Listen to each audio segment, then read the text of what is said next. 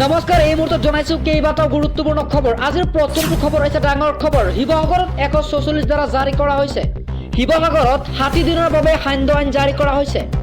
সন্ধিয়া 6 বজাৰ পৰা পুৱা 6 বজালৈ সান্ধ্য আইন জাৰি কৰিছে শিৱসাগৰত। আৰু সীমান্তৰ 5 কিলোমিটাৰ পৰিধিৰ ভিতৰত সান্ধ্য আইন জাৰি কৰা হৈছে।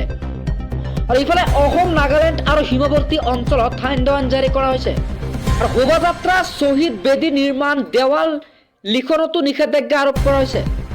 দৰ্শকসকল, উগ্ৰপন্থীৰ কুঠাঘাতৰ আশংকাত 144 ধাৰা জাৰি কৰা হৈছে শিৱসাগৰত। আৰু শান্তি চুক্তিৰ পাছত শান্তি শৃংখলা বজাই ৰাখিবলৈ এই নিৰ্দেশনা দিয়া হৈছে। পৰৱৰ্তী খবৰটো হৈছে এটা খুবেই ডাঙৰ খবৰ। ধৰ্মীয় সংখ্যালঘু লোকলৈ এতিয়া হিমন্ত বিশ্ব শৰ্মা চৰকাৰে দিছে উপহাৰ। এবাৰ মুছলমান সহ আন ধৰ্মীয় সংখ্যালঘুক চৰকাৰে দিব স্বাৱলম্বিতাৰ পথ। এবাৰ সম্পূৰ্ণ বিনামূলীয়াকৈ ধৰ্মীয় সংখ্যালঘু মহিলাই পাব চিলাই মেচিন। আৰু ই ৰিক্সা চিলাই মেচিনৰ উপৰিও লাভ কৰিব পেপাৰ প্লেট বনোৱা মেচিন, লগতে ফেশ্বন ডিজাইন মেচিন। দৰ্শকসকল, আবেদনৰ বাবে লাগিব আপোনাৰ ঠিকনাৰ প্ৰমাণ পত্ৰ, ভোটাৰ কাৰ্ড, বছৰকীয়া আয়ৰ প্ৰমাণ পত্ৰসমূহ। আৰু 5ম শ্ৰেণী উত্তীৰ্ণ হ'লেই লাভ কৰিব আপুনি ই ৰিক্সা লগতে চিলাই মেচিন। পৰৱৰ্তী খবৰ, এতিয়াৰ পৰা 5 লাখ টকালৈ বিনামূলীয়া চিকিৎসা কৰিব পাৰিব প্ৰতিগৰাকী হিতাধিকাৰীয়ে। আৰু প্ৰতি মাহৰ 1 তাৰিখৰ পৰা 10 তাৰিখলৈ ৰেচন দিয়াৰ ব্যৱস্থা কৰিব চৰকাৰে।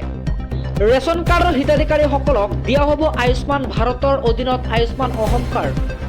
আৰু উন্নত চিকিৎসাৰ ক্ষেত্ৰত কোনো চিন্তা নাথাকিব দৰিদ্ৰ আৰু মধ্যবিত্ত লোকসকলৰ। আৰু মাঘ বিহুতেই নতুনকৈ 10 লাখ লোকে পাব নতুন ৰেচন কাৰ্ড। এই বৃহৎ ঘোষণা কৰিছে ৰাজ্যৰ মুখ্যমন্ত্ৰী ডক্টৰ হিমন্ত বিশ্ব শৰ্মা চৰকাৰে। ৰাজ্যৰ 10 লাখ লোকক জানুৱাৰী মাহতেই প্ৰদান কৰা হ'ব বিনামূলীয়া ৰেচন কাৰ্ড। আৰু এতিয়াৰ পৰা বছৰি 4 লাখ টকা উপাৰ্জন কৰা ব্যক্তিসকলে পাব বিনামূলীয়া ৰেচন কাৰ্ড। এই মুহূৰ্তত জনাইছো আন এটা খবৰ। যোৰহাটৰ পৰা নিৰ্বাচন খেলিব হিমন্ত বিশ্ব শৰ্মা চৰকাৰে।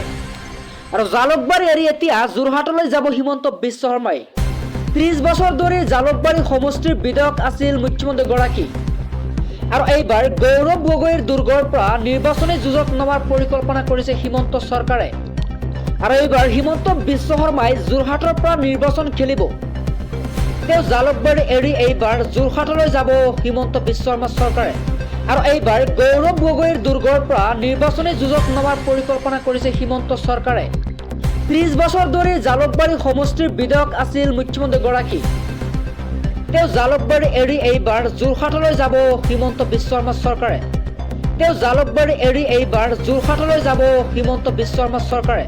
আৰু এইবাৰ গৌৰৱ গগৈৰ দুৰ্গৰ পৰা নিৰ্বাচনী যুঁজত নমাৰ পৰিকল্পনা কৰিছে হিমন্ত চৰকাৰে। তেওঁ জালুকবাৰী এৰি এইবাৰ যোৰহাটলৈ যাব